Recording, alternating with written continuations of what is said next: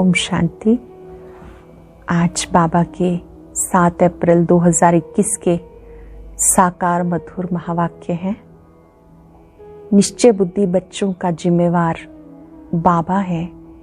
जो निश्चय बुद्धि बच्चे हैं वो सदा अचल अडोल अवस्था में रहते हैं।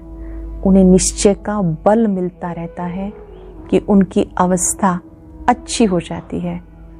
बाबा ने कहा जितना बाबा पर निश्चय होगा, बाबा की बात को आंखें बंद करके मान लेना चाहिए, अर्थात समर्पण भाव से बाबा की बात को मान लेना चाहिए। उसी में हमारा कल्याण है। बड़ा बाबा जो कहे वो करना ही है। बाबा ने कहा मैं बैठा हूं ना, भले ब्रह्मा बाबा भी कोई बात कहते हैं तो हमें शिव बाबा की श्रीमत समझ उसका पालन करना है। अगर हमें लगता है इसमें नुकसान हो जाएगा, अगर हम करते हैं तो बाबा उस नुकसान को भी कल्याण में बदल देगा, बशर्ते कि निश्चय पक्का हो। इस निश्चय में ही माया के विघ्न पड़ते हैं, ग्रहचारी बैठती है, कई बच्चों में देहाभिमान आ जाता है। बाबा बच्चों को जब मिलते हैं तो बहुत प्यार करते हैं। बाबा पूछते हैं बच्चे आराम से बैठे हो, कोई तकलीफ तो नहीं? बाबा का बच्चों से बहुत प्यार है, इसलिए बाबा बच्चों को पूछते रहते हैं। बाबा ने कहा कि तुम माता पिता ये महिमा जिसकी है, अब आप उसे जानते हो और उसकी श्रीमत पे चलते हो। जितना जितना याद करते जाएंगे अवस्था मजबूत बनती जाएगी। निश्चय बुद्धि बच्चों को ही बाबा का बल प्राप्त होता है। कोई कोई बच्चे कर्मणा सेवा से सुख देते रहते हैं, ये भी सब्जेक्ट है। साथ साथ बाबा ने योग के लिए कहा कि आपको सहज योगी बनकर योग को नेचुरल नेचर बना लेना है। क्या करूं, कैसे योग लगाऊं, इस संकल्प से मुक्त होकर सहज योगी बन जाओ। और जो सहन करना पड़ता है खुशी से सहन करो, मजबूरी से नहीं। जब हम खुशी से कोई कार्य करते हैं तो हम थकते नहीं। याद करने से सहनशीलता का गुण बढ़ता जाता है। हम एक दूसरे को समझते जाते हैं, परिस्थितियों को समझते जाते हैं। कब तक सहन करूं, उससे सहन शक्ति कम हो जाती है। आज पूरा दिन सहनशीलता की देवी बनकर, सहनशीलता के देव बनकर खुशी खुशी हर कार्य करना है। और सहन करना है तो खुशी से, मजबूरी से नहीं। अब मुरली विस्तार से बाबा कहते, मीठे बच्चे बाप दूर देश से आए हैं, तुम बच्चों के लिए नया राज्य स्थापन करने तुम अभी स्वर्ग के लायक बन रहे हो। बाप दूर देश से आए हैं, परम धाम से आए हैं, तुम बच्चों के लिए नया राज्य, सत्युगी राज्य स्थापन करने तुम अब स्वर्ग के लायक बन रहे हो। क्वेश्चन है, जिन बच्चों का शिव बाबा में अटूट निश्चय है उनकी निशानी क्या होगी? अटूट निश्चय वालों की निशानी क्या होगी? वो आंखें बंद करके बाबा की श्रीमत पर चलते रहेंगे। जो आज्ञा मिले, कभी ख्याल में भी नहीं होगा कि इसमें कुछ नुकसान ना हो जाए, क्योंकि ऐसे निश्चय बुद्धि बच्चों का रिस्पॉन्सिबल बाप है। उन्हें निश्चय का बल मिल जाता है, अवस्था अडोल अचल हो जाती है। निश्चय का बल मिलता है कि अवस्था अचल अडोल हो जाती है। गीते तुम ही हो माता, तुम ही पिता हो। ओम शांति। ये महिमा किसकी सुनी? जिसको सिवाय तुम बच्चों के दुनिया में कोई जानते नहीं। ये है ऊंचे से ऊंचे बाप की महिमा। बाकी जिसकी भी महिमा करते हैं वो फालतू हो जाती है। ऊंच से ऊंच एक ही बाप है, लेकिन बाप की पहचान कौन दे? खुद आकर आत्मा की और अपनी पहचान देते हैं। बाबा स्वयं आकर अपनी भी, आत्मा की भी पहचान देते हैं। कोई भी मनुष्य को आत्मा की भी पहचान है नहीं। भले कहते हैं महान आत्मा, जीवात्मा। शरीर जब छूट जाता है, कहते हैं आत्मा निकल जाती है, शरीर मुर्दा हो जाता है। आत्मा अविनाशी है, वो कभी खत्म नहीं होती। आत्मा जो स्टार मिसल है वो अति सूक्ष्म है, इन आंखों से देखने में नहीं आती। कर्तव्य सब आत्मा करती है, परंतु घड़ी घड़ी देह अभिमान में आ जाते हैं। कहते मैं फलाना हूँ, मैं ये करता हूँ। वास्तव में करती सब आत्मा है।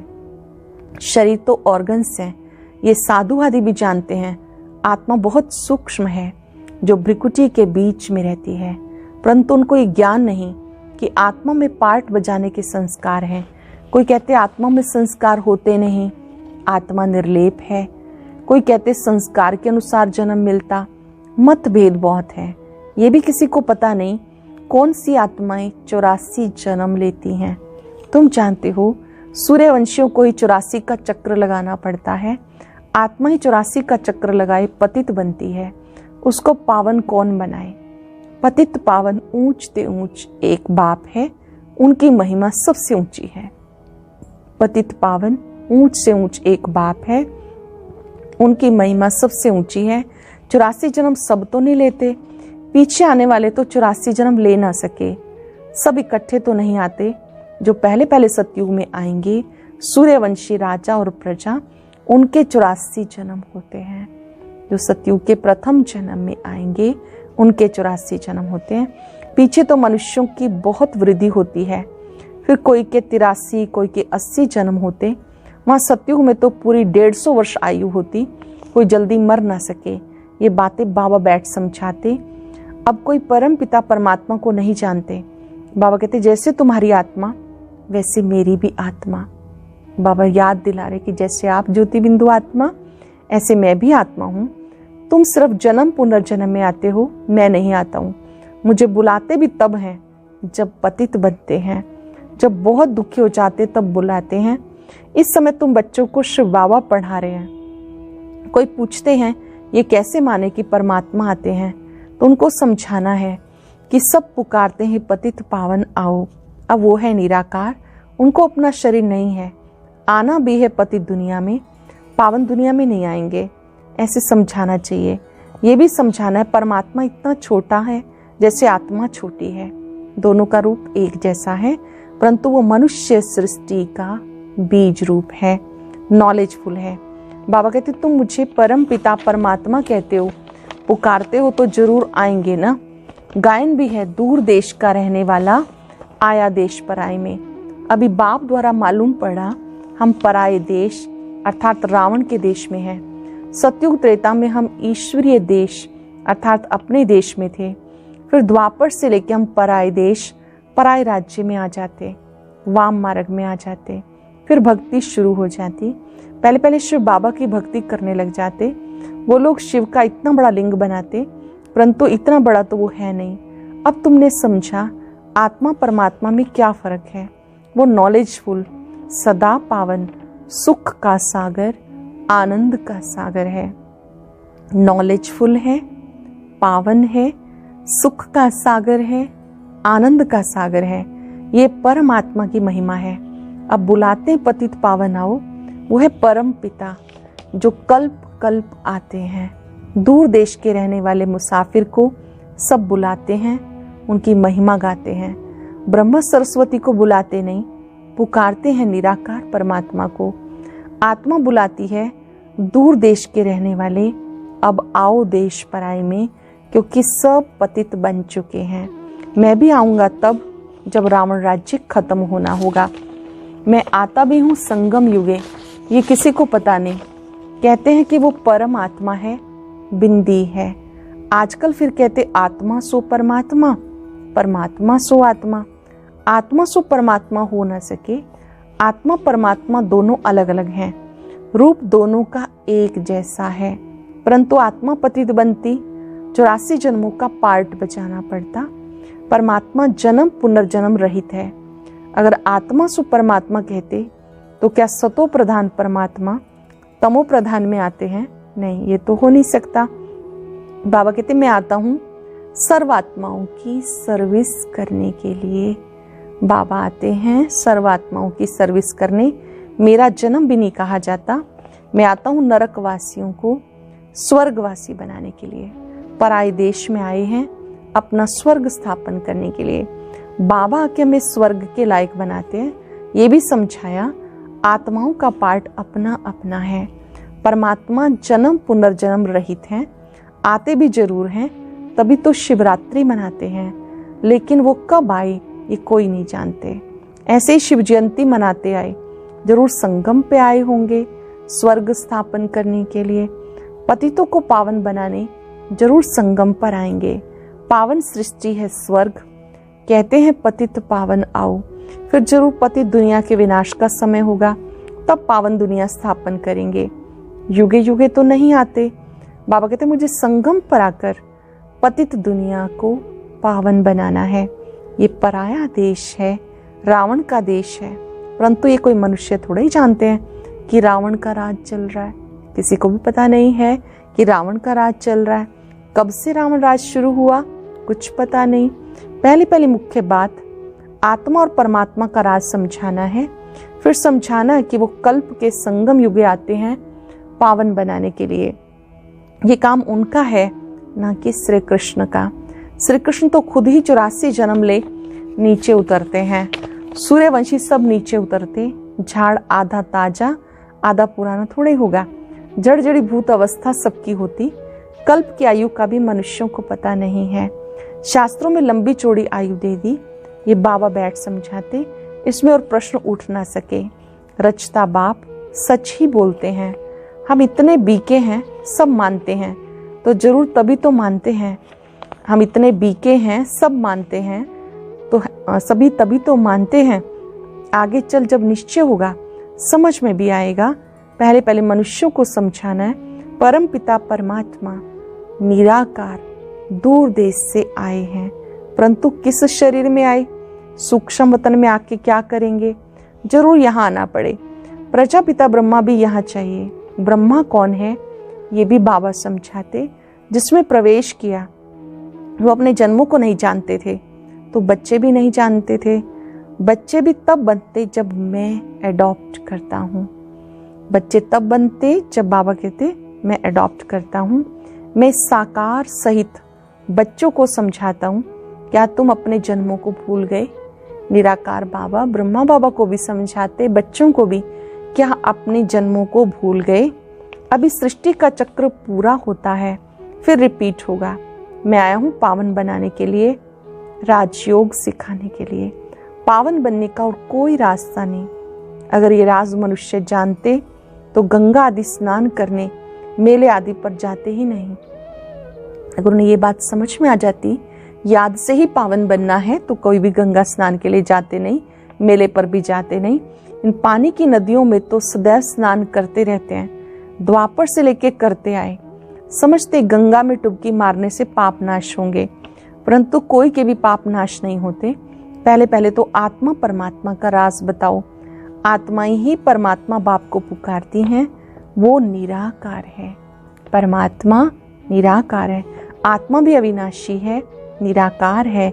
ऑर्गन्स द्वारा आत्मा पुकारती, भक्ति के बाद भगवान को आना है, ये भी ड्रामा में पार्ट है। बाबा कहते मुझे नई दुनिया स्थापन करने के लिए आना पड़ता है।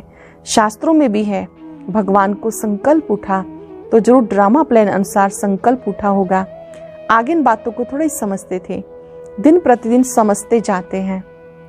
बाबा कहते मैं तुम्हें नई नई गुह्य बातें सुनाता हूँ, सुनते सुनते समझते जाते हैं। आगे ऐसे नहीं कहते कि शिव बाबा पढ़ाते हैं, अब तो अच्छी रीति समझ गए, और भी समझने का बहुत पड़ा है। रोज समझाते रहते, कैसे किसको समझाना है पहले निश्चय करें। बेहद का बाप समझाते हैं तो वो जरूर सत्य बताएंगे। बेहद का बाप समझाते हैं ये बातें तो जरूर वो सत्य बातें बताएंगे। इसमें मूंझने की बात नहीं। बच्चे कोई पक्के हैं कोई कच्चे हैं। कच्चा है तो कोई को समझा नहीं सकते, ये तो स्कूल में भी नंबरवार होते। बहुतों को ये संशय पड़ता कि हम कैसे समझें कि परम पिता परमात्मा पढ़ाते हैं। कईयों को इसी बात में संशय आ जाता, कैसे माने कि परम पिता परमात्मा पढ़ाते हैं, क्योंकि उनकी बुद्धि में है श्री कृष्ण ने ज्ञान सुनाया। अब पतित दुनिया में तो श्री कृष्ण आ नहीं सकता, ये उनको सिद्ध करें कि परमात्मा को ही आना पड़ता है पतित दुनिया में, पतित शरीर में। बाप ये भी समझाते, हर एक की अपनी अपनी बुद्धि है, कोई तो झट समझ जाते, जितना हो सके समझाना है। ब्राह्मण सब एक जैसे नहीं होते, परंतु देहाभिमान बच्चों में बहुत है। ये बाबा भी जानते हैं कि नंबरवार है। डायरेक्शन पर बच्चों को चलना पड़े। बहुत ध्यान दे के बाबा की बात समझेंगे। बच्चे नंबरवार हैं, डायरेक्शन पे चलना पड़े। बड़ा बाबा जो कहे वो मानना चाहिए। शिव बाबा बड़े बाबा हैं, बड़े बाबा जो कहें वो मानना चाहिए। गुरुओं आदि की तो मानते आए हो, अब बाप जो स्वर्ग में ले जाने वाला है उनकी बात तो आंखें बंद करके माननी चाहिए। परंतु ऐसे निश्चय बुद्धि है नहीं, भले उसमें नुकसान हो या फायदा हो मान लेना चाहिए। भले समझो नुकसान भी हो जाए, फिर भी बाबा कहते हैं हमेशा ऐसे समझो। शिव बाबा ही कहते हैं ब्रह्मा के लिए मत समझो, रिस्पॉन्सिबल शिव बाबा होगा। उनका ये रथ है, वो ठीक कर देंगे। कहेंगे मैं बैठा हूं ना, शिव बाबा कहेंगे मैं बैठा हूं ना। हमेशा समझो शिव बाबा ही कहते हैं, ये कुछ नहीं जानते, ऐसे ही समझो। एक तरफ तो निश्चय रखना चाहिए। शिव बाबा कहते मेरा मानते रहो तो तुम्हारा कल्याण होता रहेगा। बाबा की बात मानते रहेंगे तो कल्याण होता रहेगा। ये ब्रह्मा भी अगर कुछ कहते हैं, उनका भी रिस्पॉन्सिबल मैं हूं। तुम बच्चे फिक्र नहीं करो। शिव बाबा को याद करने से अवस्था और ही पक्की हो जाएगी। निश्चय में विक्रम भी विनाश होते हैं, बल भी मिलेगा। पक्का निश्चय होगा तो याद से विक्रम विनाश होंगे, बल भी मिलेगा। जितना बाबा को याद करेंगे उतना बल जास्ती मिलेगा। जो श्रीमत पर चल सर्विस करते हैं वो ऊंच पद पाएंगे। बहुतों में देहाभिमान बहुत रहता। बाबा देखो सब बच्चों से कैसे प्यार से चलते हैं, सबसे बात करते हैं। बाबा सब बच्चों से कैसे प्यार से चलते हैं, सबसे बात करते हैं। बच्चों से पूछते हैं ठीक बैठे हो? भगवान पूछ रहा है हम सबसे, ठीक बैठे हो? कोई तकलीफ तो नहीं? लव होता है ना बच्चों के लिए, बाबा का बच्चों से प्यार है ना। बेहद बाप को बच्चों के लिए बहुत बहुत प्यार है। जो जितनी श्रीमत पर सर्विस करते हैं उस अनुसार लव रहता। सर्विस में फायदा है, सर्विस में हड्डियां देनी है। कोई भी काम करते रहेंगे तो वो फिर दिल पर रहते हैं। कोई भी सेवा करते रहेंगे वो बच्चे दिल पे रहते हैं कि ये बच्चा फर्स्ट क्लास है। परंतु चलते चलते किसी पर ग्रहचारी भी बैठती है, माया का सामना होता। ग्रहचारी के कारण फिर ज्ञान उठा नहीं सकते। कई तो फिर कर्मणा सेवा अथक होके करते हैं। तुम्हारा काम है सुख धाम का मालिक बनाना। तुम्हारा काम है सबको सुख धाम का मालिक बनाना, किसी को दुख नहीं देना। ज्ञान नहीं है तो बहुत दुख देते रहते हैं। हमारा काम है सबको सुख देना। कईयों में ज्ञान नहीं तो दुख देते हैं, फिर कितना भी समझाओ समझते नहीं। पहली पहली समझानी देनी है आत्मा और परमात्मा की। कैसे आत्मा में 84 जन्मों का पार्ट भरा हुआ है। छोटी सी बिंदी आत्मा में 84 जन्मों का अविनाशी पार्ट है, कभी बदलने का नहीं है। ड्रामा में नूंधा हुआ है। ये निश्चय वाले कभी हिलेंगे नहीं, बहुत हिल भी जाते हैं। पिछाड़ी में जब भंबोर को आग लगेगी तब अचल बन जाएंगे। अभी बहुत युक्ति से समझाना है। अच्छे अच्छे बच्चे सर्विस पर रहते हैं, दिल पर चढ़े रहते हैं, बहुत तीखे जाते हैं। सर्विसेबल बच्चे दिल पर रहते हैं, बहुत तीखे जाते हैं, बहुत मेहनत करते हैं। उन्हें सर्विस का बहुत शौक रहता है। जिनमें जो गुण है वो बाबा वर्णन करते हैं। जिसमें जो गुण बाबा देखते हैं बाबा वर्णन करते हैं। अच्छा मीठे मीठे सिक्के लदे बच्चों प्रति माता पिता बाप दादा का याद प्यार, गुड मॉर्निंग। रूहानी बाप की रूहानी बच्चों को नमस्ते। रूहानी बच्चों की रूहानी बाप दादा को नमस्ते, गुड मॉर्निंग। शुक्रिया बाबा, शुक्रिया। धारणा के लिए सार। पहली बात, सर्विस में हड्डियां देनी है। किसी भी बात में संशय नहीं उठाना है। सबको सर्विस से सुख देना है, दुख नहीं। निश्चय के बल से अपनी अवस्था को अडोल बनाना है। जो श्रीमत मिलती है उसमें कल्याण समाया हुआ है, क्योंकि रिस्पॉन्सिबल बाप है, इसलिए फिक्र नहीं करना। जो श्रीमत मिलती है उसमें ही कल्याण है, क्योंकि रिस्पॉन्सिबल बाप है, इसलिए फिक्र नहीं करना। वरदान है सहज योग को नेचर और नेचुरल बनाने वाले हर सब्जेक्ट में परफेक्ट भाव। सहज योग को नेचर और नेचुरल बनाने वाले हर सब्जेक्ट में परफेक्ट भाव। जैसे बाप के बच्चे हो, इसमें कोई परसेंटेज नहीं, ऐसे निरंतर सहज योगी व योगी बनने की स्टेज में अब परसेंटेज खत्म होनी चाहिए, नेचुरल और नेचर हो जानी चाहिए। जैसे कोई की विशेष नेचर होती है, उस नेचर के वश न चाहते भी चलते रहते हैं, ऐसे ये भी नेचर बन जाए। क्या करूं, कैसे योग लगाऊं, ये बातें खत्म हो जाएं तो हर सब्जेक्ट में परफेक्ट बन जाएंगे।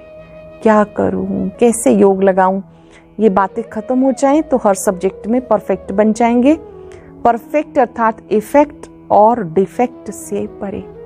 परफेक्ट का मतलब है प्रभाव से भी मुक्त और डिफेक्ट से भी परे, कमजोरी से भी मुक्त। स्लोगन है, सहन करना है तो खुशी से करो, मजबूरी से नहीं। जब हम सोचते हैं कब तक सहन करेंगे, आखिर कब तक, वहां सहन शक्ति खत्म हो जाती है। सहन करना अर्थात दूसरों को समझना शुरू कर दो। हम सहन कर रहे हैं नहीं, हम समझ कर चल रहे हैं। अगर कर रहे हैं तो खुशी से करो, खुशी से एक दूसरे को समझने का प्रयास करो। मैं कब तक सहन करूं, ऐसे अपने आप को कमजोर नहीं करना। आज हम अपनी सहन शक्ति को बढ़ाएंगे इस चिंतन के द्वारा कि मैं सहनशील आत्मा हूं। अब मेरी समझ शक्ति बाबा की याद से बढ़ती जा रही है। मेरा अंडरस्टैंडिंग लेवल बाबा की याद से बढ़ रहा है। अपने अंदर सोई हुई शक्तियों को जगाएं। कब तक सहन करेंगे, इस विचार का त्याग कर देंगे। मैं सहनशीलता की देवी हूं, सहनशीलता का अवतार हूं।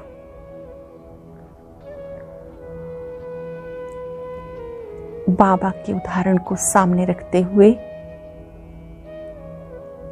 स्वयं में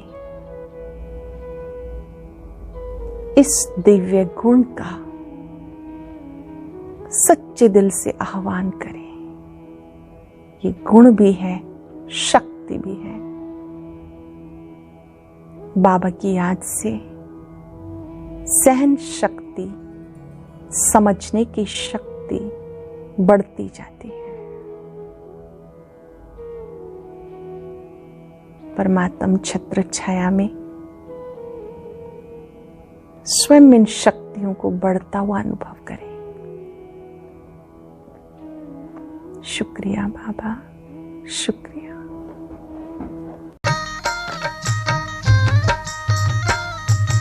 अदृश्य है फूल चक्षु तो देखो, अस्तित्व उनका महसूस होगा। अदृश्य है फूल चक्षु तो देखो, अस्तित्व उनका महसूस होगा। मिलो उनको ब्रह्मा तन में,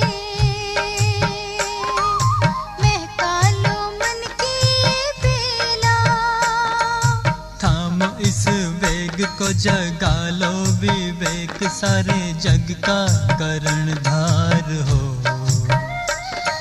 मुरली की तान बज रही हो, मुरली की तान बज रही